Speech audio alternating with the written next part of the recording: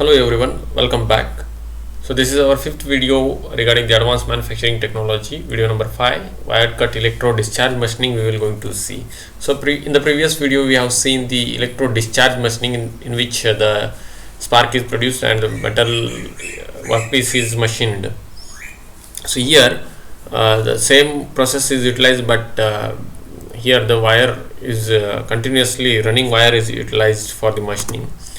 So here you can see this diagram, यहाँ पर आप देख सकते हैं एक ऐसे वायर रहता है जिसको गर्म किया जाता है और हीट जनरेट किया जाता है, जिसकी वजह से यहाँ पर स्पार्क प्रोड्यूस होने की वजह से हीट प्रोड्यूस होता है और हीट प्रोड्यूस होने की वजह से जो मटेरियल है वो मेल्ट होता है। मेल्ट होने के बाद उस मटेरियल को वाटर के थ्रू मेल्ट हुआ जो है उसको निकाला जाता है और ऐसे ही कट करते आगे चला जाता है। सो इस प्रोसेस में material is removed from the workpiece occurs due to the non-stationary electrical discharge की वजह से मटेरियल जो है वो रिमूव हो जाता है। तो सिंपल एक चीज़ है यहाँ पर जिसको हमने समझ लिया, बट टेक्निकली अगर हम डीप जाते हैं तो यहाँ पर जो वायर है वो यूजुअली जो है वो डायमीटर उसका 0.1 to 0.3 रहता है, made of the brass and और स्टेरिफाइड कॉपर का जो रहता है उससे बना हुआ रहता है। एंड देन यहाँ पर एक चीज़ जो एडिशनल चीज़ जो है जो कंटिन्यूस वायर जो है वो रन होते रहता है, ये जो एक कंटिन्यूसली इसको रोटेट किया जाता है। तो एक टाइप ऑफ बंडल होता है जिसके अंदर से उसको कंटिन्यूसली ड्रैग करके रोटेट मूवमेंट रहता है, मूविंग वायर रहता है। तो उसकी वजह से जो टूल है वो जो वायर जो है वो जल्दी ख़राब नहीं हो जाता है, फिर जिसको हम टूल कहते हैं वेयर आउट जो है वो यूजुअली कम रहता है। एंड दे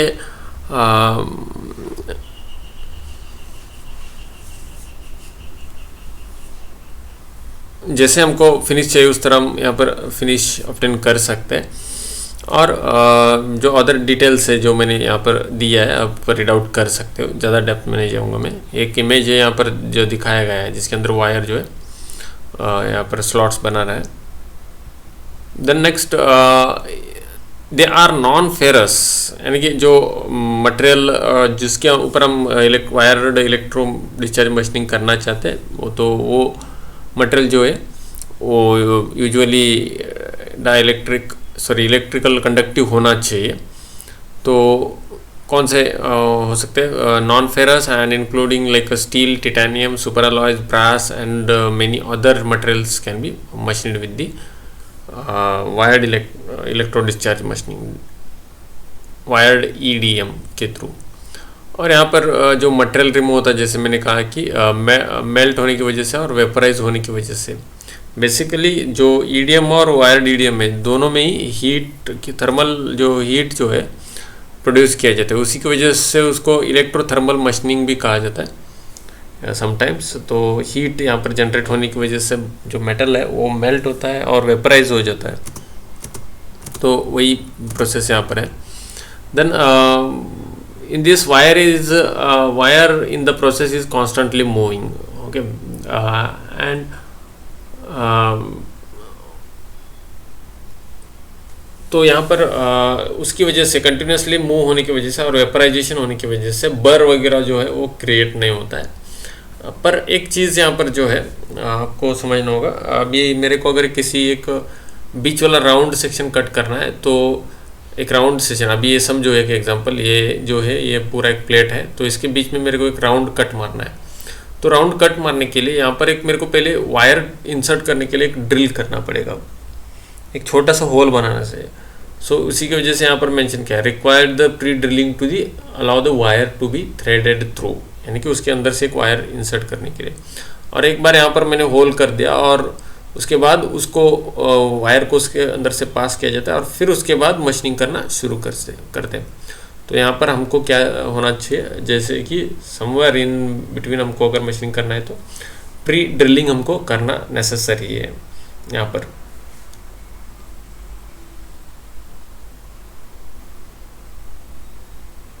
और उस प्रोसेस को जो प्री ड्रिलिंग रहता है उसको होल पॉपिंग भी कहा जाता है यहाँ पर। ओके, एडवांटेज क्या है अभी यहाँ पर, यहाँ पर continuously supply of the wire जो रहता है उसकी वजह से वियर आउट जो है वो मिनिमम रहता है।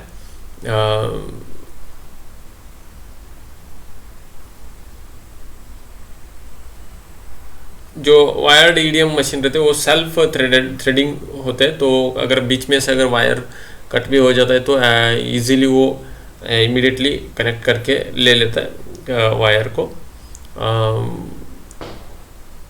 और यहाँ पर बेसिकली जो हीट ट्रीटेड पार्ट है, मेजर एडवांटेज जो इस प्रोसेस का है वो, अगर हीट ट्रीटमेंट करने के बाद यूजुअली क्या होता है, मटेरियल का सरफेस हार्ड या फिर मटेरियल के अंदर जो प्रॉपर्टीज होते हैं वो हार्ड हो जाते हैं, तो उसको मशीन करना थोड़ा डिफिकल्ट रहता है। बट यहाँ पर इन दी वायर्ड ईडीएम में क्या है, अगर आपका मटेरियल हीट ट्रीटमेंट होने के बाद भी अगर उसको आप कुछ मशीनिंग करना चाहते हो तो भी यहाँ पर हीट ट्रीटमेंट मशीनिंग जो है वो कर सकते हो। यहाँ पर देखिए पार्ट्स में be cut after the heat treatment which eliminates the possibility of the distortion. यानी कि अगर हीट ट्रीटमेंट के बाद आप किसी चीज़ को मशीनिंग करते हो तो उसके अंदर डिस्टॉर्शन हो सकता है और चेंजेस हो सकते हैं, तो बट यहाँ पर आप मशीनिंग कर सकते हो, that is the major advantage. यहाँ पर वेरी फाइन सरफेस भी पॉसिबल है। सो बाकी की चीज़ें जो मैंने वो मेंशन भी किया है, तो आप उसके अंदर से मैं जो मेन चीज़ है उन्हीं को सिर्फ हाईलाइट कर रहा हूँ आपके सामने, ज़्यादा वीडियो लंबा ना हो इसीलिए। देन लिमिटेशंस क्या है इसके अंदर, तो because of the wire medium thermal process होने की वजह से उसके अंदर सम स्ट्रेस जो है वो जनरेट हो सकते हैं, थर्मल स्ट्रेसेस जो है वो जनरेट हो सकते हैं। और दूसरी एक चीज़ जो है consumables can be more costlier, यानी कि जो वायर जो हम यूटिलाइज कर रहे हैं तो वो कॉस्टली हो सकता है। So those are the limitation, some major limitations.